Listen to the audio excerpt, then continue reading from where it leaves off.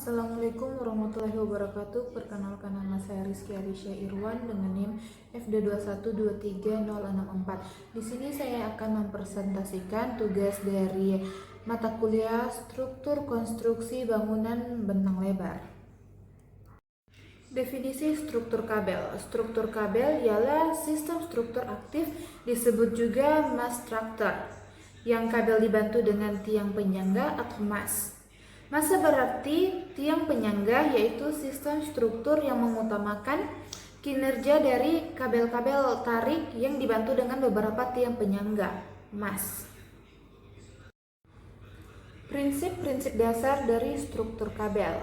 Pertama, kabel adalah elemen aktif, fleksibel, elastis, dan lentur. Kedua, kabel hanya bisa atau kuat apabila dalam kondisi ditarik atau tensile force atau tension.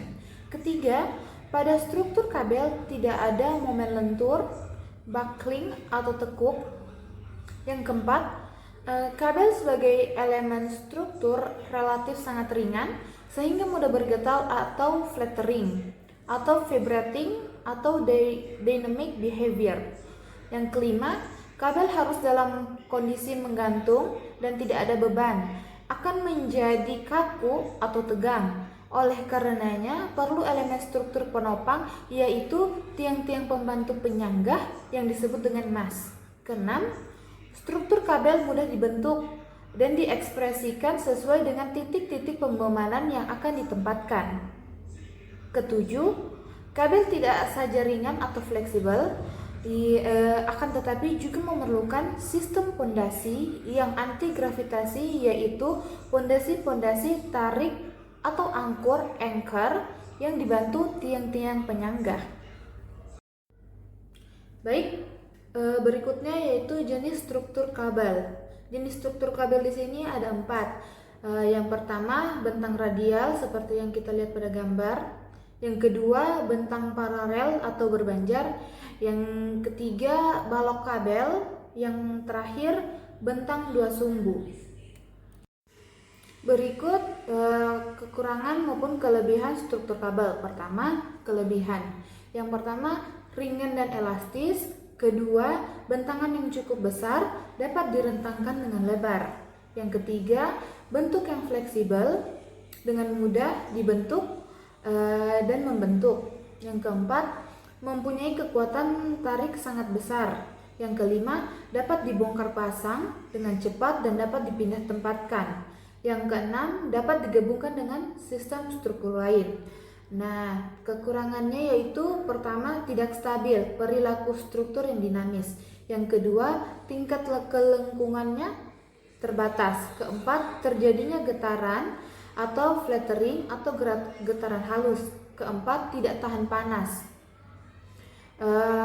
Angka yang memuai besar dapat menghasilkan atau meleleh karena api. Yang kelima, jenis bahan penutup atap yang dapat digunakan sangat terbatas seperti membran, fiberglass, nilon, terpal, dan yang menyerupai kain. Yang terakhir, pemeliharaan yang cukup mahal khusus untuk kabel strandnya seperti korosi dan karat. Di sini saya mengambil contoh studi kasus pada bangunan Olympic Stadium Munich. Olympic Stadion adalah sebuah stadion yang terletak di Munich, Jerman. Stadion ini dibangun sebagai tempat utama bagi perayaan Summer Olympic tahun 1972. Terletak di jantung dari Olympic Park München di utara Munich. Stadion Olympic München juga merupakan tempat penyelenggara berbagai konser terbuka. Kapasitas stadion ini adalah 69.250 orang.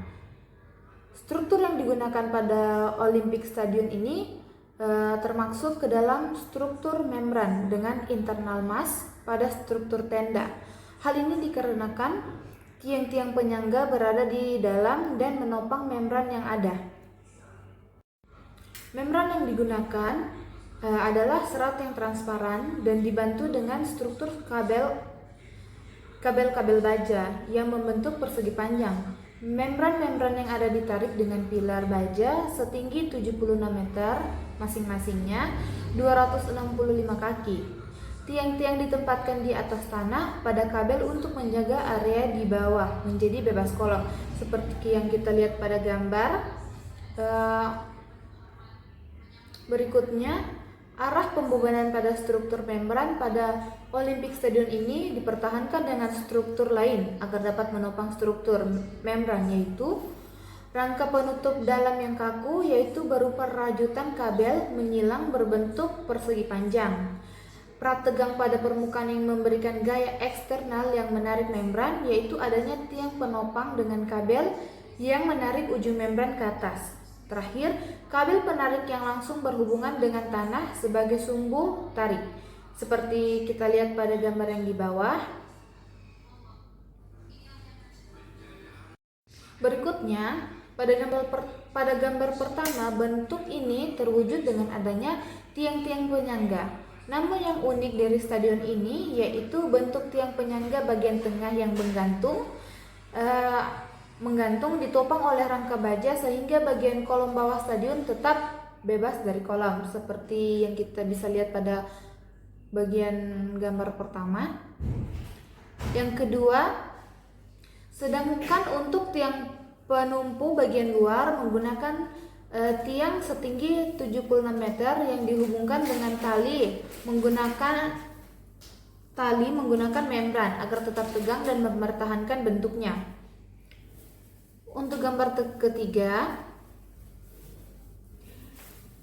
intinya seluruh beban struktur membran pada stadion ini ditarik ke atas menuju tiang penyangga dengan kabel-kabel, kemudian disalurkan ke bawah menuju tanah melalui kabel yang dengan arah yang berlawanan. Tiang-tiang penyangga yang ada diperuntukkan sebagai tumpuan penyalur beban struktur. Pada gambar berikutnya bisa kita lihat yaitu detail struktur pada bangunan. Bisa kita lihat dengan gambar tersebut. Berikut gambar penyaluran beban secara skematis.